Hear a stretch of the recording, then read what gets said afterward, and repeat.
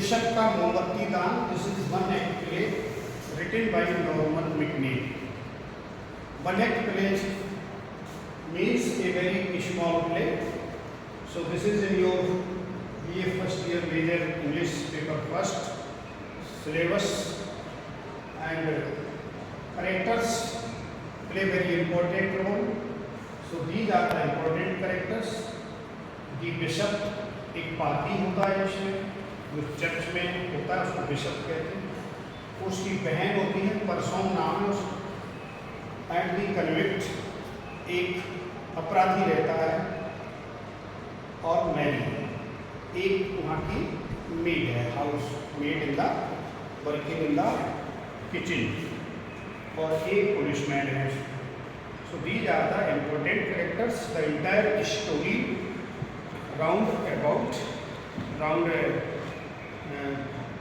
around these characters. So let us start. कहानी शुरू होती है बिशप की किचन से. किचन में मैरी है. मैरी सूप बना रही है, सूप, टोमेटो सूप.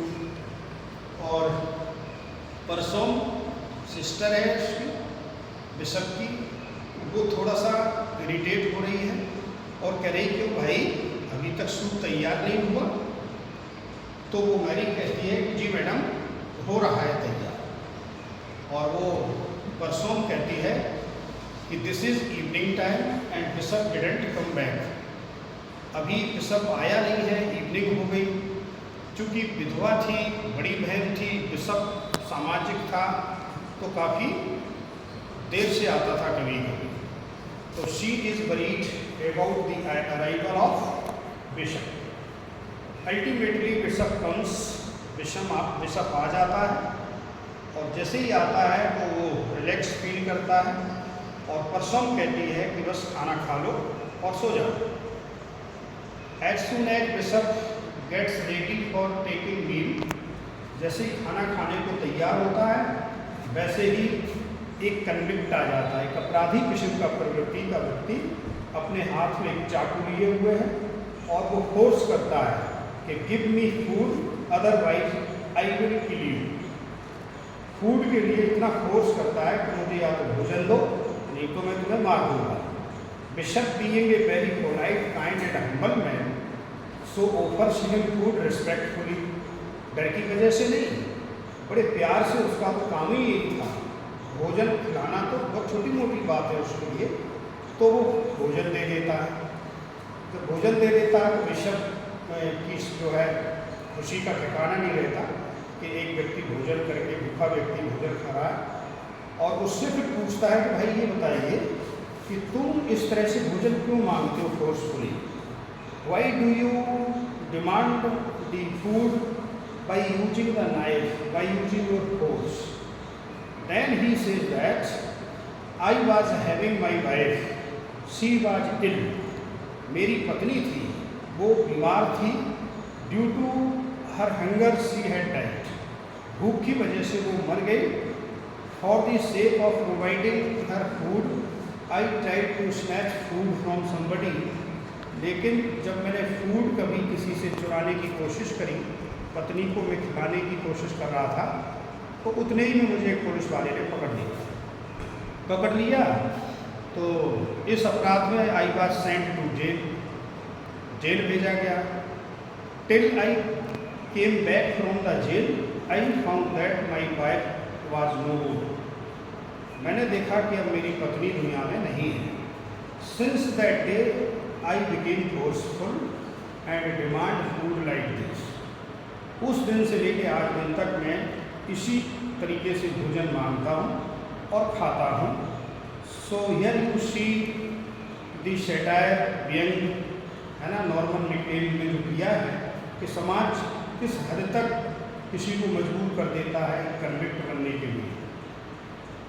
रात में बिशप उसको भोजन देने के बाद कहते हैं कि सो जाओ, और वो भी सो जाता है. उसमें एक कैंडल स्टिक रखी थी, सोने की बनी हुई थी. That was given by bishop's grandmother to him. वो सोने की कैंडल स्टिक, मोमबत्ती दान जिसको कहते हैं, उसकी निगाह पड़ी चोर की. तो उसे लगा कि ये तो बेच के बहुत पैसा कमा लेंगे.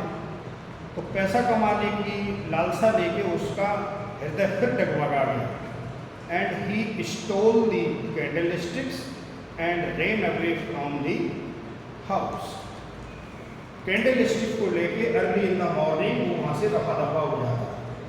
रफा दफा हो जाता है तो फिर उसको एक सार्जेंट ऑफ पुलिस देखता है कि कोई चोर इस तरह से भाग रहा है, जैसे मानो कुछ उसने चुरा लिया हो, तो चोर उसको पकड़ ले आता है और पुलिस उसको पकड़ लाती है चोर को।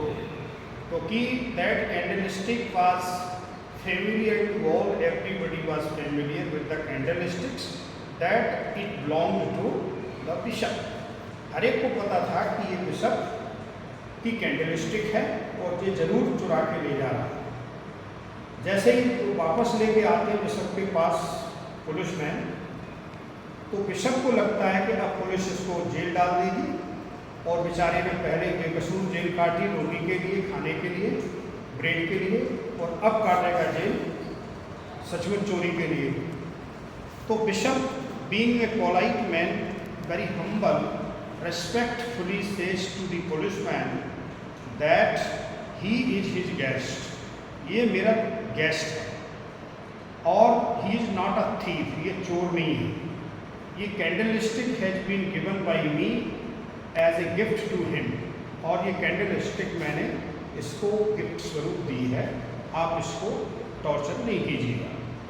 Policeman goes from there and remain only 2 men, bishop and the convict. दोनों वहाँ पर रह जाते हैं घर पर, बिशप और कन्विक्ट। फिर बिशप कहता है कि ऐसा तुमने क्यों किया? तो कन्विक्ट कहता है कि मैंने ऐसा सोचा कि इसको बेचूंगा, बहुत पैसे ले लूँगा और यानी बिजनेस स्टार्ट करूँगा और अपनी लाइफ को बदल दूँगा। तो बिशप कहता चलो ठीक है, अभी तो मैंने पुलिस को तुम्हें बचाने के लिए, सेफ एंड सिक्योरिटी के लिए ऐसा बोला कि तुम मेरे गेस्ट हो, मैंने गिफ्ट की है।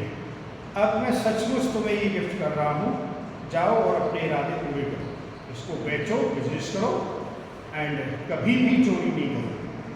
This type of the sermon is delivered by bishop to the convict. ये उपदेश दे करके बिशप ने कन्विक्ट को अलविदा बोल दिया। कन्विक्ट वहाँ से कैंडलस्टिक लेके चला गया। जो उसकी परसों रहती है वो कहती है, इरिटेट्स होती है, खींचती है कि तूने सब कुछ घर से ऐसे ही जाया कर दिया। अपने पेरेंट्स का, अपनी ग्रैंड पेरेंट्स का जो दिया हुआ था, एक साल्ट सेलर थी चांदी की नमकदानी, वो भी तूने इसी तरह गिफ्ट कर दी किसी की बीमारी में। मैरी की माँ की बीमारी में गिफ्ट कर दी थी। किसकी में? मैरी जो उसकी मेड है, उसी की मदर की बीमारी में उसने साल्ट सेलर को गिफ्ट कर दिया, बेच दिया, उससे ट्रीटमेंट करा लिया। That was the man inheritance of his grandmother, so Mary irritates and here ends the story. So several lessons are there, lesson of honesty, lessons of social working, lessons of greed, लालच भी इसमें एक theme है, social working भी theme है, और किस प्रकार व्यक्ति मात्र हंगर के लिए, भूख के लिए किस हद तक जा सकता है कि पत्नी को भी गवा दिया। So society is also responsible for this type of the happening, this is also a social theme. So everything is very good in this one act play. Norman MacNeil Hatch told us several things in one lesson. ठीक है, thank you.